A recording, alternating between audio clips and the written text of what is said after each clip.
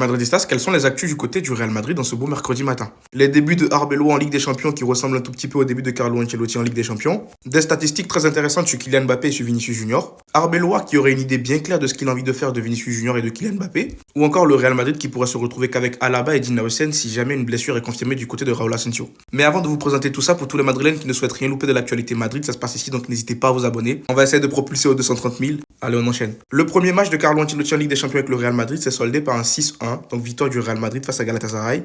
Et le premier match d'Álvaro Arbeloa en Ligue des Champions avec le Real Madrid s'est soldé également par un 6-1. Est-ce que ça veut spécialement dire quelque chose? Non. Mais je trouvais l'info importante et intéressante, donc je me devais de vous la partager. Dites-vous que Kylian Mbappé est le premier joueur du Real Madrid à inscrire plus de 10 buts sur une saison de Ligue des Champions depuis Karim Benzema en 2021-2022. Ça prouve encore à nouveau à quel point ce mec-là, il est chirurgical devant le goal. Et je pense que des records, il va en battre. En termes de statistiques, on a également Vinicius Junior qui est devant Kevin De Bruyne en termes de passes décisives en Ligue des Champions depuis 2018-2019. Vini, 26 passes décisives en Ligue des Champions et Kevin De Bruyne, 23. Mais lui aussi, là, s'il retrouve son niveau des records, il va en briser. Surtout qu'on rêverait tous que ce duo-là fonctionne. Ce duo pourrait terroriser toute l'Europe. Et en parlant de ce duo-là, Álvaro Arbeloa aura un plan qui consiste à libérer ses attaquants du retour en soutien défensif. Cela pourrait se retourner contre eux car c'est déjà arrivé sous Carlo Ancelotti et cela ne s'est pas bien terminé. En fait, Arbeloa, je comprends ce qu'il veut faire. Plus il va amener ses attaquants à moins faire de repli défensif, plus ils auront de la lucidité face au goal. Donc ils pourront être beaucoup plus chirurgical devant le goal. Mais il faudra voir ce que ça pourrait donner face à des équipes, par exemple, qui ont une approche tactique très disciplinée. Des équipes comme le Paris Saint-Germain, comme le Bayern. Après, ça ne veut pas dire que ces deux joueurs ne feront pas de repli défensif. Mais l'objectif est qu'ils en fassent le moins possible.